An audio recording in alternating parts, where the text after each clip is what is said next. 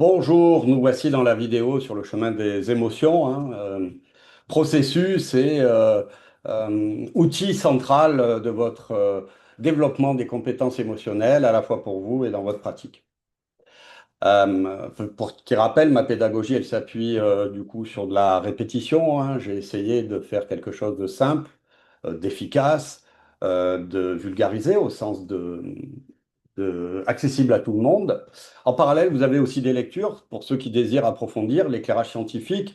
Et vous verrez, il y a des petites lectures qui mettent en avant des citations, des livres, des auteurs. Et puis, peut-être que dans les vidéos, à un moment donné, je vous parlerai de quelques tips, éclairage scientifique, et surtout en présentiel, je ne me gênerai pas et je répondrai à vos questions. Le chemin de l'émotion, outil central de votre apprentissage. Avant ça, je voudrais attirer votre attention sur le fait que le QI, le quotient intellectuel, a souvent été prédominant dans beaucoup de choses, à la fois de manière culturelle, professionnelle, dans les organisations, les entreprises et même les familles. Euh, bon, on en sort un peu parce qu'en fait, on s'aperçoit que le quotient émotionnel, donc qui fait partie de ce chapitre de la communication invisible, en fait, va venir finalement compléter, voire abonder. En fait, oui, à quoi ça sert d'avoir la tête bien faite, un QI d'enfer, si vous êtes incapable de gérer vos émotions et de rentrer en relation avec les autres? Inversement, si vous êtes capable d'être en relation, d'avoir et de gérer vos émotions correctement, alors quand je dis gérer, c'est-à-dire, on verra par la suite, les accepter, en faire quelque chose, être intelligent émotionnellement, et qu'il vous manque des compétences intellectuelles, vous pouvez toujours les acquérir. Donc, on voit bien que le présupposé de dire que le QI, c'est le top, c'est vrai et c'est pas vrai. Parce qu'un QI sans QE, c'est pas OK. Le QE sans QI, ben, on pourra toujours le parfaire. Euh, voilà. Élément central, et ça, vous devez le retenir par cœur, l'émotion est un processus. En effet, émotion vient de la racine latine emovere, même racine que motivation. Il n'y a pas de hasard, hein, émotion, motivation, directement liées. On comprend l'enjeu des effets de levier de motivation avec le lien sur les émotions. Et donc, émovérer, ça veut dire ébranler, mettre en mouvement. C'est quelque chose qui part de l'intérieur et qui va vers l'extérieur. On comprend tout l'intérêt de travailler pour nous et avec nos clients, à la fois sur ce qui se passe chez nous, à l'intérieur de nous, pour créer du changement à l'extérieur. Mais, et ça c'est la bonne nouvelle, ça marche aussi dans l'autre sens, c'est réflexif, hein, c'est systémique, c'est-à-dire qu'on peut agir aussi à l'extérieur pour transformer l'intérieur. Nous le verrons d'ailleurs par la suite, de différentes manières. L'émotion, c'est un processus de vie. C'est un processus du vivant. Ça sert à être bien ou mieux quand on est en difficulté. En fait, vous le verrez quand vous lirez les écrits, l'émotion, c'est un processus reptilien quelque part qui est basé sur la survie en fait. Et le seul intérêt du processus émotionnel, c'est de nous mener vers la paix. En fait, nous cherchons à travers le chemin des émotions à trouver la paix, une forme de sérénité, de tranquillité. Ça tombe bien, c'est le but de la régulation émotionnelle que nous verrons plus précisément dans une autre vidéo.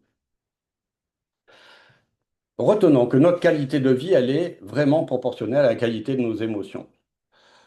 Pour faire beaucoup plus simple que le chemin des émotions, je vous ai mis en avant cette petite équation toute simple qui est que, en fait, tout part d'une situation sur laquelle nous, on va avoir une réaction réflexion et qui va déclencher une émotion et des comportements associés. C'est un peu simpliste, mais c'est déjà pas mal. Ça donne le ton. Allons-y maintenant de manière plus précise. Alors, je vais vous en dire plus que ce que je vais vous demander de retenir. C'est normal. Euh, Néanmoins, de temps en temps, j'attirerai votre attention sur ce qu'il faut savoir. Vous aurez un petit QCM pour valider les intégrations que vous avez faites, de façon à ce que quand vous arrivez le premier jour, ce soit OK et qu'on ait une base commune pour travailler tous ensemble.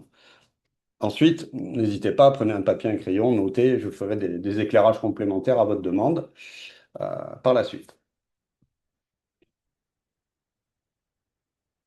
Alors, on va parler du chemin de l'émotion, processus de l'émotion en 5 étapes, et je me plais à dire des fois 5 plus 1, vous comprenez pourquoi par la suite, euh, parce que j'ai numéroté 5 étapes, et il y en a une que j'ai volontairement rajoutée en plus 1, pour lui donner cette, comment dirais-je, spécificité qu'elle a dans le sens où elle est centrale dans le chemin de l'émotion. Un autre aspect, c'est que les émotions sont contagieuses. Alors là, ça nous intéresse tous, ça va intéresser les consultants, les facilitateurs, les formateurs, mais de manière générale, les émotions sont virales. C'est à retenir parce qu'elles vont impacter directement le climat émotionnel d'une structure, d'une organisation, d'une famille, d'une relation. Et de fait, dans l'intelligence émotionnelle et la l'agilité émotionnelle, on va travailler l'hygiène émotionnelle. Vous verrez, on en parlera en collectif, mais j'interviens parfois sur des groupes où je fais un bilan du climat émotionnel. Et ça nous permet de voir en collectif quelles sont les émotions dominantes. On va aborder les émotions de différentes manières. On va parler d'intelligence émotionnelle. Euh, pour certains, l'intelligence du cœur, ok, qui donne aussi des éclairages. Je vais rester assez scientifique sur l'éclairage d'abord dans un premier temps. On va parler d'agilité émotionnelle. Donc ça, c'est la capacité à mettre en œuvre les outils qui permettent d'être agile avec les émotions. Et puis, il y a le quotient émotionnel, test que vous avez passé, pour lequel je vous ai ou pas encore débriefé et vous donner votre plan d'évolution sur les 7 compétences clés euh, du quotient émotionnel et de l'intelligence émotionnelle. Donc, intelligence, quotient, agilité, on a le triptyque dans lequel on va naviguer dans cette formation euh, en fonction de vos désirs, vos attentes et puis du programme que je vous ai concocté. On va rester centré sur le chemin de l'émotion et je vais commencer par un premier passage. Le chemin de l'émotion, c'est donc un processus qui va commencer par une situation sur laquelle nous allons porter une attention particulière qu'on va appeler le focus. Sur ce focus va suivre une évaluation qui est faite par nous-mêmes ou la personne, donc qui est vraiment très personnelle. Et c'est à partir de ce moment-là que va se déclencher l'intensité émotionnelle. Ensuite, quand l'intensité émotionnelle s'est déclenchée, on va voir apparaître les manifestations ou pas. On va voir plus précisément ce que c'est par la suite, hein. Et ensuite, ces manifestations, ce que l'on va faire va retourner dans la situation avec des conséquences positives ou négatives sur soi, sur l'autre et l'environnement. Ce qui est important de retenir, et tout à l'heure je vous ai dit je fais 5 plus 1, c'est que le plus 1, c'est en fait c'est l'intensité émotionnelle. Vous allez le comprendre par la suite si vous le savez, je pense que vous le savez déjà, mais l'intensité émotionnelle, ça va être un des piliers centraux de la régulation des émotions. Euh, D'ailleurs, je vais accorder une attention particulière sur ce sujet et on sous-tend déjà les techniques qui vont nous faire avancer sur ce sujet. Allons-y maintenant de manière un peu plus précise. Et voici le schéma que vous allez devoir quelque part un peu apprendre par cœur. Alors quand je dis apprendre par cœur, c'est bien intégré en tout cas. On va aller plus loin que ça, mais je vous le rappellerai par la suite. Euh, donc, nous avons une situation.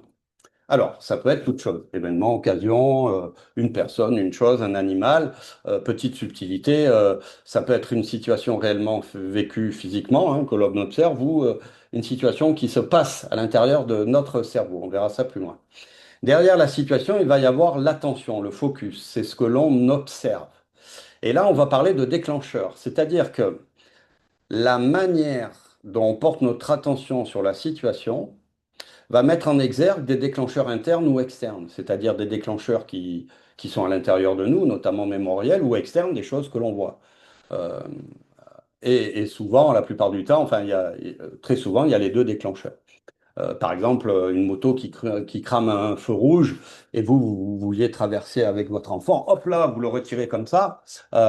C'est évident que euh, c'est évident qu'à ce moment-là, quand vous retirez l'enfant, il y a d'abord ce qu'on appelle un déclenchement reptilien, hein, vous êtes dans la survie. Donc là, ben, c'est bien un déclencheur externe, hein, c'est-à-dire le véhicule arrive, waouh, et vous l'évitez pour pas vous faire écraser. Et puis après, vous vous mettez à traiter de tous les noms le motard qui est parti. Et là, ça peut être un déclencheur interne, c'est-à-dire c'est basé sur vos valeurs, il n'a pas respecté le code de la route, mais c'est n'importe quoi, la société, le machin, j'en passe des vertes et des pas mûres. Voilà des exemples de déclencheurs internes, externes. Quand ça va être remémoré, c'est-à-dire que le déclencheur va nous rappeler des choses, ben, du coup, ce déclencheur, il va nous basculer sur le passé, le présent ou le futur. On imagine déjà les pistes possibles en accompagnement, hein, quand on va discuter avec nos clients. Et puis, ça peut être réel ou imaginaire, c'est-à-dire que des fois, ça peut être vraiment concret, des fois mémoriel, et des fois, on va se raconter une histoire. Enfin, ça va nous porter sur une interprétation, voilà, particulière. Vous verrez, il y a une petite expérience qui est issue des travaux du docteur Ledoux qui est très intéressante à ce sujet.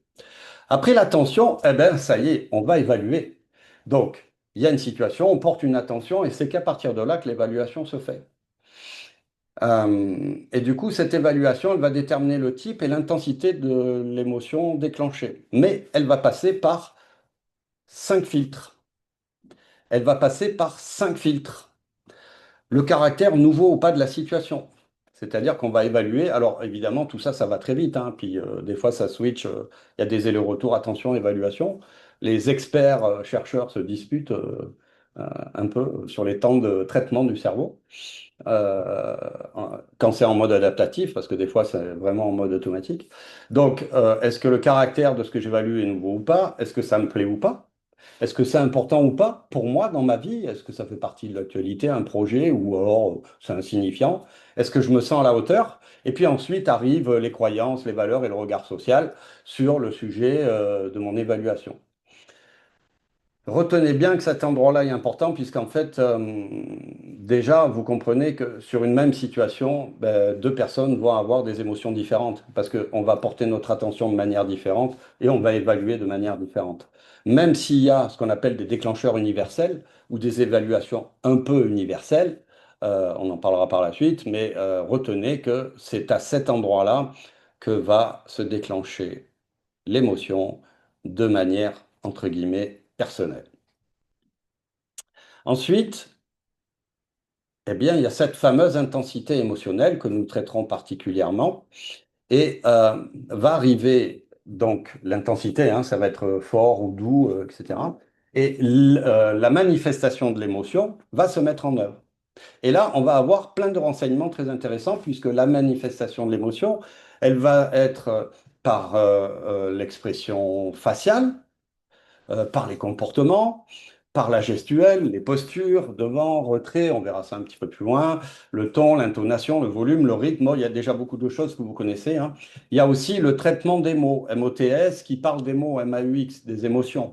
Et le vocabulaire peut changer, hein, et ça peut traduire notre pensée et une notion qui est plus subtile, qui est l'expérience, la propre expérience subjective de la personne, voilà, c'est-à-dire l'expression même subjective de la personne d'une expérience objective.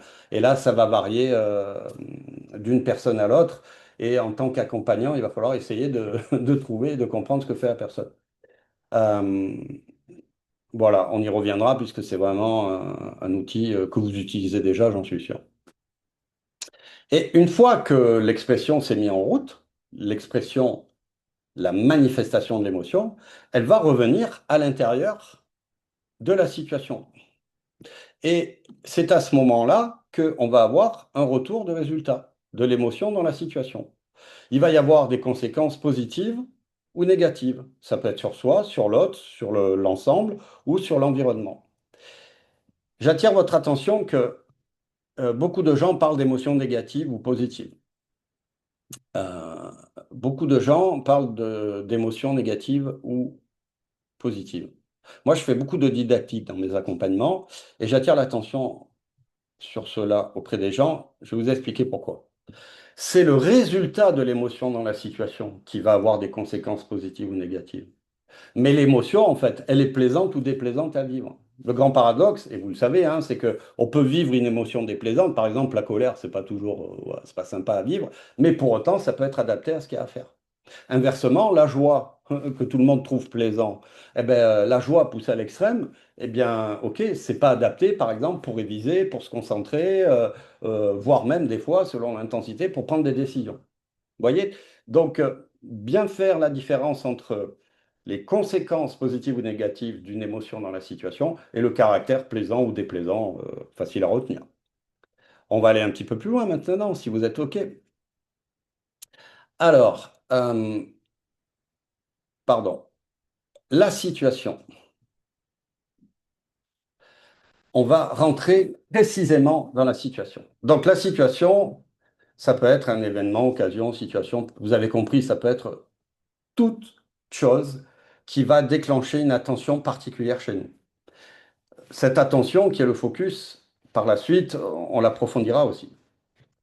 Un tips très important et intéressant, c'est que c'est pas la situation qui contient encore l'émotion. Il y a des gens, des fois, ils disent, ouais, c'est la faute d'eux. C'est pas la faute d'eux. C'est la manière dont j'évalue la situation qui fait que ça va déclencher l'émotion. Mais l'émotion, elle n'existe pas dans la situation. Elle n'est qu'un déclencheur potentiel. Donc retenons que c'est notre interprétation, notre attention qui vont donner ce qu'on appelle une valence émotionnelle en vocabulaire des sciences de l'affect, euh, c'est-à-dire le caractère, ce fameux caractère dont je vous parlais, agréable ou désagréable. Et bien sûr, tout ça a une certaine intensité. Un point intéressant, c'est que on peut réguler dès la situation. Oui, alors, c'est pas valable pour tous les cas de figure, hein, bien entendu, mais on peut par exemple intervenir avant même que l'émotion monte, donc on se prépare avant la situation, ou en agissant sur le contexte de la situation. Par exemple, je ne sais pas moi, vous devez avoir un entretien. C'est pas pareil de faire un entretien dans la rue que autour d'une table avec un café ou derrière un bureau, derrière une table. Voilà, on peut jouer sur ce genre de choses. On peut créer les conditions de la situation qui sont agréables pour pouvoir traiter d'un sujet difficile. Vous voyez, donc on peut jouer effectivement sur la situation. À retenir. Nous allons maintenant approfondir l'attention ou le focus attentionnel, plus précisément. Donc, je vous rappelle que le focus, c'est ce que l'on observe. Et c'est ça qui va créer la spécificité du déclencheur. Il sera interne ou externe, il va traiter du présent, du passé, du futur, du réel ou de l'imaginaire, où ça va être remémoré, hein, si vous vous rappelez bien. L'attention, c'est sur quoi nous portons notre regard. C'est ce que l'on choisit souvent inconsciemment de remarquer, d'observer. C'est un peu l'histoire, vous savez, ça montre aussi la manière dont on regarde un peu la vie, hein. C'est l'histoire du verre à moitié plein et du verre à moitié vide. C'est cette orientation du regard qui va créer un premier filtrage de la réalité avant l'évaluation qui vient après. Ce qu'on va distinguer aussi, c'est que, et ça peut être un tips, c'est que c'est pas la situation en soi qui va participer à provoquer l'émotion, ça vous l'avez compris, j'imagine, on vient de le dire, mais c'est vraiment la manière dont on regarde. Et ensuite, notre évaluation par la suite. Donc, on voit bien là, encore une fois, c'est Ledoux qui en parlait, c'est c'est à ce moment-là que sur une même situation, les chemins peuvent être différents pour les personnes. Pourquoi c'est important en intelligence émotionnelle? Pourquoi on va pouvoir travailler avec ça? Parce que on peut changer le focus. C'est une manière de changer la trajectoire émotionnelle. Dans une même situation, on peut choisir de déplacer son regard. Plutôt que de regarder ce qui n'allait pas, regardons ce qui va. C'est un levier vraiment puissant de régulation et on le voit, hein, ça peut même aider à mobiliser des émotions qui sont plus aidantes, puisque si je regarde quelque chose qui me plaît dans une situation, forcément, je, je peux peut-être partir vers des émotions plus plaisantes. Vous l'avez compris. Rejoignons maintenant. Ah, pardon, on va rester sur l'identification des déclencheurs. Alors, je vous donne par avance quelques informations qu'on va vraiment revoir dans le processus stratégique, hein, de régulation.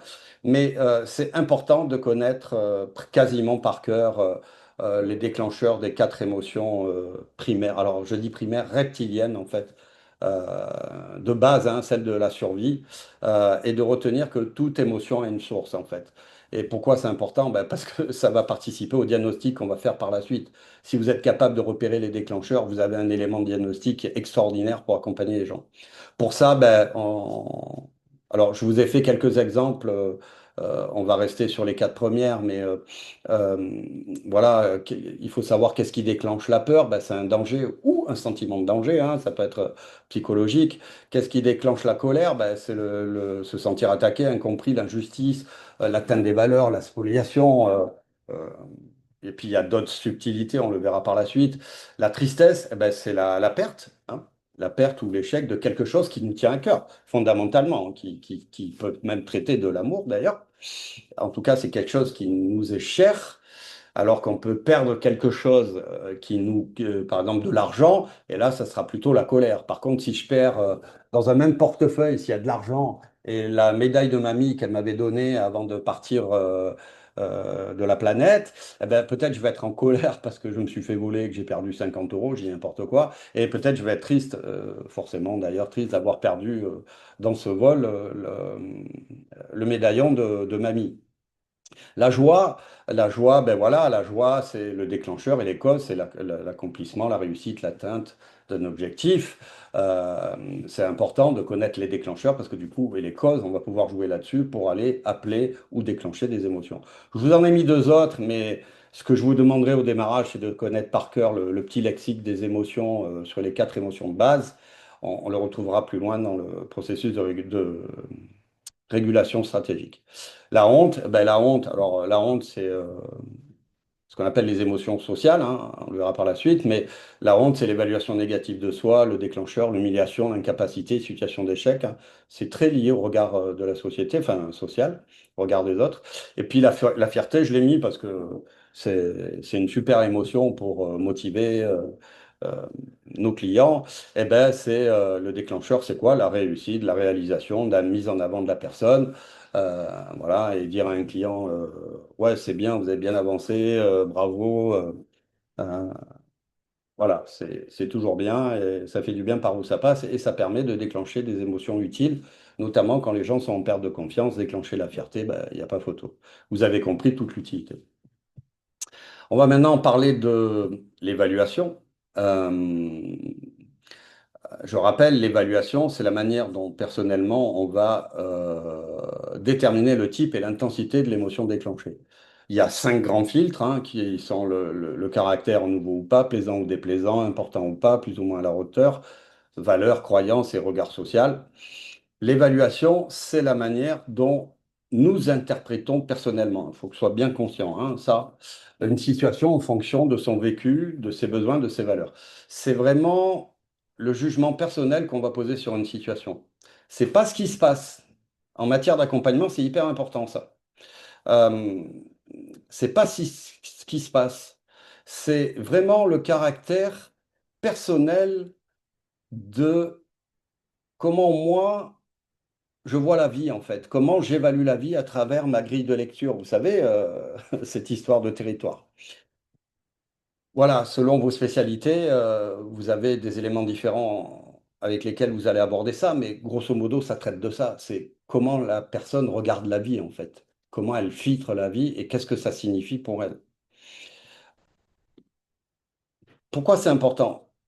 Eh bien, l'évaluation, c'est hyper important et vous allez voir que là, par la suite, on a des leviers de régulation phénoménaux parce que si on ne peut pas changer la situation, on peut revisiter l'évaluation qu'on en fait. On le sait bien dans nos métiers d'accompagnant, ou même les managers, hein, je vois, quand on incite les gens à regarder les choses différemment, à réévaluer les choses, on va partir sur d'autres chemins. Alors, pour moi, l'idée de réguler, hein, c'est pas minimiser ou positiver à tout prix, hein, mais c'est se donner un espace de recul, en fait. Et d'ailleurs, j'aime bien cette formule que je vous partage tout de suite, c'est est-ce que mon évaluation m'aide ou me limite? Vous pouvez demander à la personne, l'évaluation que vous faites de cette situation, est-ce qu'elle vous aide ou vous limite? Je trouve que c'est une belle question pour nos clients. Je ne sais pas ce que vous en pensez, mais moi, je l'utilise de temps en temps. Donc, ça me paraît approprié et j'ai des résultats assez étonnants et des prises de conscience. Toujours sur l'évaluation, ces critères, ils vont déterminer le type d'émotion ressentie. Euh, C'est-à-dire qu'en fonction de notre évaluation, on peut partir sur de la colère, de la peur, de la joie. En fonction de l'intensité aussi, ça va déclencher une intensité plus ou moins forte et du coup les réactions qui s'ensuivent. Très important à garder à l'esprit parce que en accompagnement émotionnel, on explore quelle évaluation est posée par la personne, quelle autre lecture serait possible. Donc, vous pouvez lui demander, voir selon vos types d'accompagnement, vous pouvez proposer aussi, hein, faire des suggestions. Quelles sont les croyances ou les blessures activées et parfois les valeurs touchées. Alors, on sait que modifier les valeurs, enfin, c'est pas que c'est pas impossible, mais voilà, c'est lourd, c'est quasiment pas impossible, alors que les croyances, on peut les travailler. Donc, si vous soulevez des croyances limitantes qui mettent la personne dans des émotions qui ne sont pas adaptées, vous pouvez travailler les croyances allègrement. Ça marche super bien. Et nous arrivons au sujet qui me tient à cœur, qui est, enfin, tout me tient à cœur, mais l'intensité émotionnelle, vous savez, le 5+1, l'intensité émotionnelle, allons-y gaiement. L'intensité émotionnelle, c'est la force avec laquelle une émotion va être ressentie. Donc, vous avez compris, elle peut être légère, modérée ou forte. Ça peut aller jusqu'à tout bloquer, en fait, hein. Euh, et du coup, ça va avoir un impact sur le corps, sur la pensée et les comportements. L'intensité va varier selon le type de situation. Euh, et du coup, en fonction de l'état global de la personne, l'intensité va être aussi fortement influencée. Si je suis fatigué, je peux monter plus vite ou baisser plus vite en fonction de ce qui se passe pour moi. On va appeler ça le degré d'identification émotionnelle. On va continuer à avancer et du coup, cette intensité, il faut être conscient qu'elle va influencer directement la capacité à réfléchir, le niveau de réaction. De fait, ça va avoir de l'impact sur ce qu'on va faire, sur ce qu'on va dire, et donc sur la qualité de la communication et les comportements. Plus l'intensité est forte, plus je vais être en mode automatique. C'est normal puisque cela vient de l'origine du vivant, des émotions, c'est-à-dire le reptilien, c'est-à-dire la survie. Donc, à un moment donné, quand on va réguler, on va retrouver de l'adaptation. On va retrouver de la capacité à réfléchir et à analyser.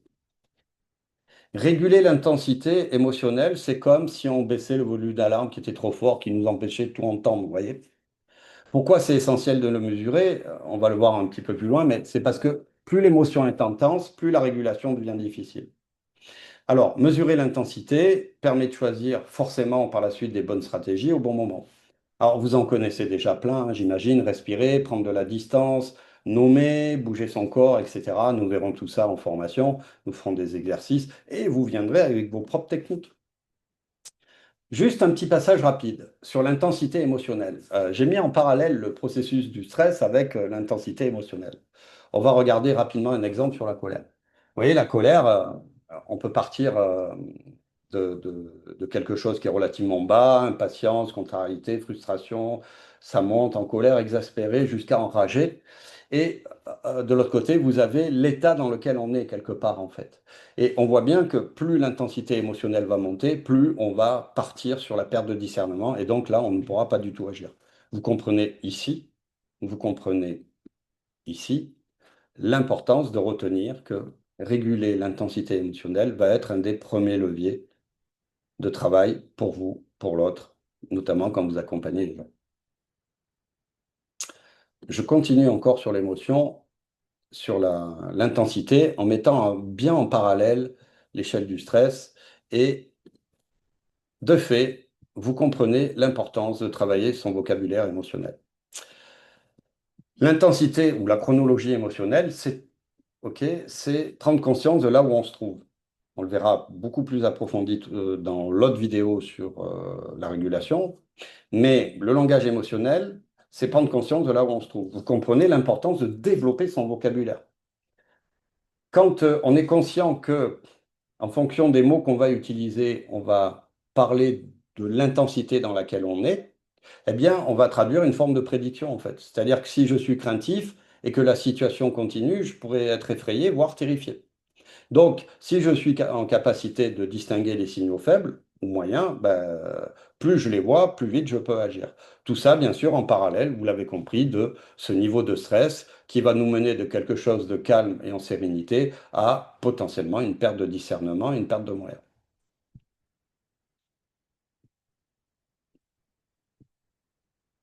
Nous arrivons à la manifestation de l'émotion.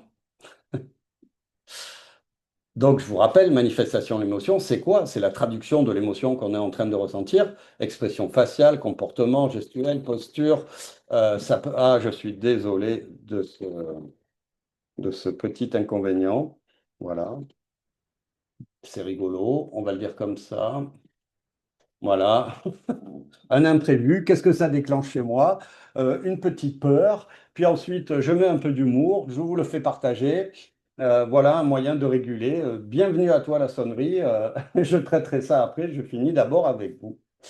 Les manifestations d'émotion. Donc, on a vu les cinq expressions, hein, expression faciale, comportement, gestuelle, posture, ton, intonation, volume. Les mots traduisent les mots, la pensée et l'expérience subjective. Euh, les manifestations de l'émotion, donc, ce sont les signes visibles ou perceptibles, et il y en a une partie qui sont invisibles, hein, qu'on va ressentir à l'intérieur de son corps, qui vont pas forcément se voir à l'extérieur. Elles peuvent être internes, donc en termes de sensations, ou externes. Elles peuvent se traduire, se voir ou pas. On va approfondir cette question-là, c'est très important. Pourquoi c'est important? Ben, parce que ce sont ce que les autres vont voir, en fait. La manifestation de nos émotions, c'est ce deuxième langage. Et parfois, on montre plus que ce on voudrait dire, vous savez. Et c'est ces expressions, ces manifestations d'émotions qui vont construire ce fameux climat émotionnel. Si vous arrivez en faisant la gueule, ça va construire un climat émotionnel spécifique. Si vous, enfin, en tout cas, potentiellement, si tous les gens arrivent en faisant la tête. Si vous arrivez avec le sourire, on sera sur un autre climat, vous avez compris. Ce qui est important dans cette histoire, c'est ce que les autres perçoivent et comprennent, pas ce que vous dites. C'est un peu comme les règles de la communication, en fait. Donc, les manifestations de l'émotion et la capacité que l'on a en tant qu'accompagnant à les détecter chez soi et chez l'autre, c'est une vraie compétence qui permet d'agir par la suite, puisque en fait, on va pouvoir jouer avec la manifestation de l'émotion pour amplifier ou réguler euh, des situations. Par exemple, si j'arrive et que je suis fatigué et que je suis comme ça et que je me mets à sourire, je dis bonjour, eh bien, je vais afficher la manifestation d'émotions plus plaisantes, sympathiques. Forcément, les répercussions sur mon environnement vont être différentes. Vous avez compris, c'est pas la même chose d'arriver dans une réunion en faisant la gueule qu'en ayant le sourire, qu'en disant bonjour, qu'en disant rien. C'est une vérité, mais c'est intéressant de le dire. Surtout si vous accompagnez les managers. Pour continuer, on peut réguler une émotion directement à partir de ces manifestations. Vous savez, je vous disais tout à l'heure, au tout début, l'émotion, et vous verrez, de l'interne vers l'externe. Ben là, on y est. Exprimer une émotion, c'est une manière extérieure de l'engendrer à l'intérieur. On peut réguler une émotion directement à partir de ces manifestations. C'est même un des moyens les plus concrets et accessibles, car les manifestations sont visibles, tangibles et physiologiques. N'oublions pas que le corps et l'esprit sont liés et modifier ce que fait le corps, c'est envoyer un message au cerveau, du coup, qui va lui aussi va faire son job derrière. Et cette technique, c'est ce qu'on appelle une régulation par le bas. On agit sur le corps pour influencer l'émotion. Par exemple, les techniques de respiration, on va voir ça, hein, en son, les techniques corporelles, s'agiter, etc. Les manifestations de l'émotion, vous les connaissez déjà, hein, tout ce qui est expression faciale, mais pour le faire rapidement, on le refera plus précisément. Voilà, alors les photos sont vieilles, hein, c'est la base de Ekman à l'origine, hein. Vous voyez, voilà, l'idée c'est d'être capable de reconnaître des émotions sur le visage, au moins les quatre de base au minimum, et d'agrandir un peu. Là, on a les six émotions de base qui sont les émotions qu'on reconnaît sur tous les faciès, même celles des chimpanzés ou des bonobos, je ne me rappelle plus. Je vous invite à lire Ekman une fois, c'est très intéressant. Ensuite, une autre compétence, du coup, c'est... pardon, je reviens dessus, mais c'est important en accompagnement client. Vous lisez ces émotions en séance.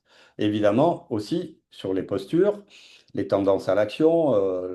Par exemple, les tendances à l'action, c'est, je sais pas moi, euh, être agité avec la main, avoir bougé son genou sans cesse, des choses comme ça. Le langage corporel, évidemment, on l'a vu, les tonalités, le rythme, le paraverbal, le verbal, et les mots qui traduisent les mots et l'expression subjective d'une expérience objective. Euh, où là, on va travailler. Alors là, ça dépend le type d'accompagnement que vous faites, mais les thérapeutes ou certains d'entre vous ont l'habitude d'accompagner les gens sur les symboliques, les métaphores, euh, et vous êtes déjà très à l'aise sur ce type de choses. Une des manifestations d'émotion qui va être hyper importante et fondamentale, c'est le scan corporel. On va le travailler en séance, c'est la capacité à ressentir les émotions dans son corps. Écoutez-vous, vos sensations corporelles, c'est hyper important. Le corps est un super radar de l'émotion. Et quand on retravaille volontairement, on s'est détaché de ça, hein. Alors, pas pour tout le monde, hein. On fait peut-être des métiers où le corps est très utilisé. Mais on s'est détaché de notre corps et c'est dommage parce que le corps est un premier radar de l'émotion. Je vous rappelle que l'émotion, c'est mauvais, ça vient de l'intérieur vers l'extérieur. Tout est dit, c'est-à-dire que ça vient du corps, ça vient de l'intérieur. Donc, en tant que facilitateur des émotions, accompagnateur en mettant au centre les émotions, il est hyper important de savoir se connecter à ces émotions et de faire ce travail et d'une manière didactique aussi, pourquoi pas, de l'apprendre à nos clients, notamment quand vous sentez qu'ils sont coincés au niveau du corps. Ensuite, on arrive à la phase 5, c'est-à-dire les conséquences positives ou négatives sur la situation.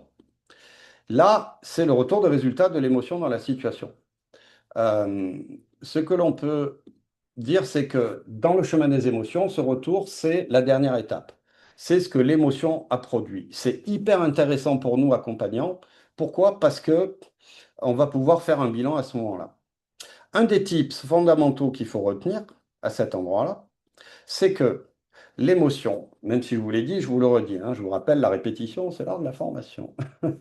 L'émotion, elle n'est ni positive ni négative. C'est une information. Par contre, elle est plaisante ou déplaisante à travailler, et ce sont les effets de cette dernière dans la situation qui peuvent être positifs ou négatifs.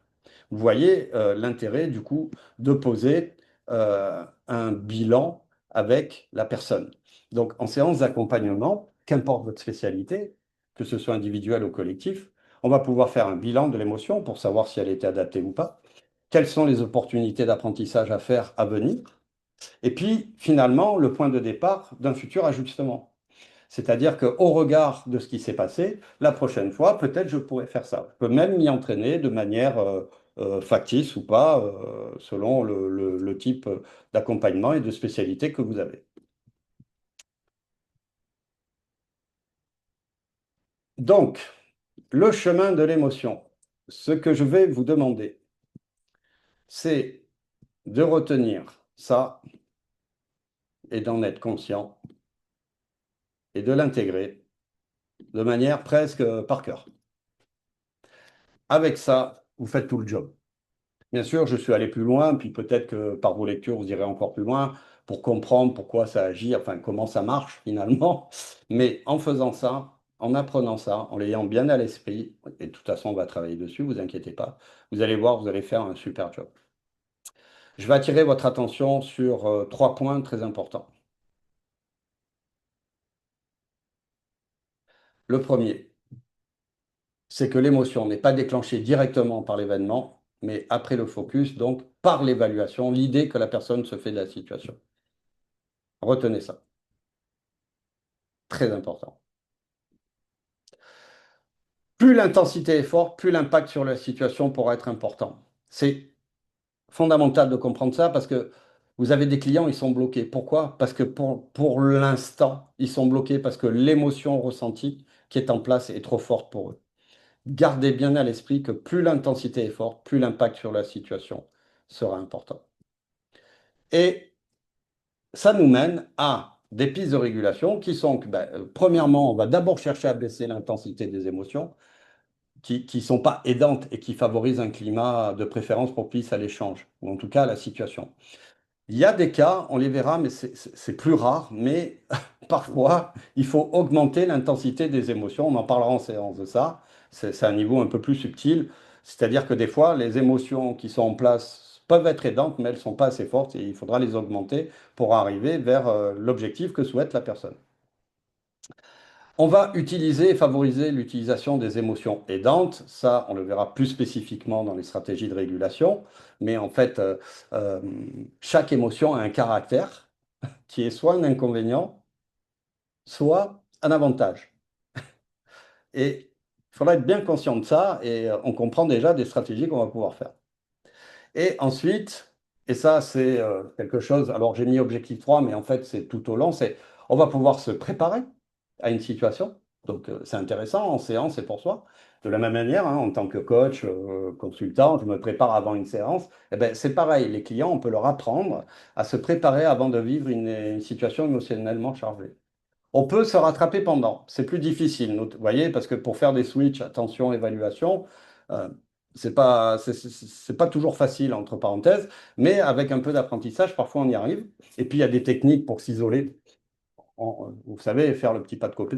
Et puis il y a, et ça c'est génial, c'est après en revisitant pour préparer la prochaine fois. Vous voyez, j'enseigne la gestion des émotions, le chemin de l'émotion, mais pour autant, je ne suis, enfin, on est expert des émotions, mais on est des êtres humains. Donc, moi, comme vous, je suis assujetti à ça, quoi qu'il en soit.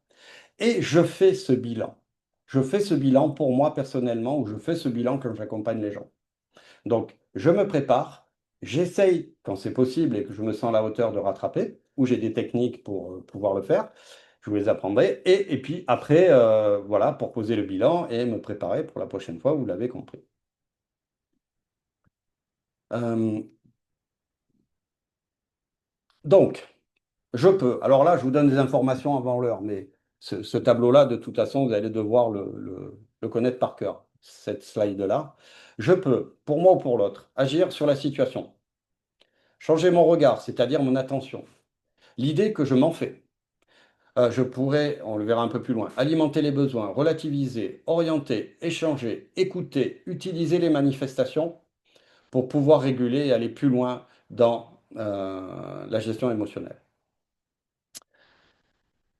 Je vous le montre par avance, mais ce tableau, il faudra le savoir par cœur. En connaissant les quatre émotions de base, les quatre émotions reptiliennes, leurs déclencheurs, leurs besoins, leur utilité, leurs inconvénients, ou bénéfices et conséquences, vous allez pouvoir faire un travail formidable, enseigner des choses formidables à vos clients. Et vous verrez, vous serez surpris du nombre de gens qui ne connaissent pas les déclencheurs, les besoins. Alors, l'utilité, les avantages, ils en parlent, les conséquences, les inconvénients, ils en parlent, mais pas toujours de manière consciente. Et notre premier job, en tout cas moi, dans ma pratique, c'est aider mes clients à remettre de la conscience sur ce qui se passe dans leur enjeu émotionnel. Bien sûr, partager nos mots, c'est partager nos mots. Vous le savez, vous êtes tous des professionnels de l'accompagnement. Vous savez que l'expression des émotions, c'est la base. C'est ce qui va permettre notamment d'être à l'aise, hein, d'être plus à l'aise. C'est valable pour nos clients, c'est valable pour nous. Peut-être vous travaillez déjà en communication non violente, assertivité. Vous connaissez l'utilité de tout ça. Et aider nos clients à prendre conscience de leurs émotions et mettre des mots dessus. Déjà, rien que ça, je peux vous dire que ce soit en management, en développement personnel, c'est quelque chose de phénoménal. En matière d'émotion, retenez une chose, celle-là je l'aime bien, c'est que ce qui reste s'imprime, ce qui s'exprime tranquillise. Nous verrons ensemble le fameux vase émotionnel en séance plénière. Donc, le chemin de l'émotion, je ne vais pas tout vous répéter, vous l'avez, vous le lirez vous-même. Je vous demande d'apprendre cela par cœur. Nous arrivons presque à la fin de cette vidéo. Alors, qu'est-ce que vous retenez d'essentiel pour vous? Qu'est-ce que vous pensez qui va déjà alimenter votre pratique? Et puis finalement, qu'est-ce que ça vous donne envie de faire? Je vous invite à faire des tests tout de suite et puis à prendre des notes, vous reviendrez avec. La prochaine étape, eh ben, ça va être le processus stratégique de régulation des émotions. Euh, voilà, j'espère que vous avez bien profité. En tout cas, moi, je me suis régalé de vous faire ce passage-là sur le chemin des émotions. Euh, je me tiens à votre disposition. N'oubliez pas de lire les lectures complémentaires, ça éclaire un peu. Et puis, si vous avez envie de approfondir, vous avez plein de pistes au travers de la bibliographie. Je vous dis à très bientôt donc pour le processus stratégique de régulation des émotions. Et n'oubliez pas, nos émotions sont des ressources. Ah, c'est bien, je vous ai entendu faire la fin. Bientôt, nous le ferons tous ensemble. Au revoir. Bye bye.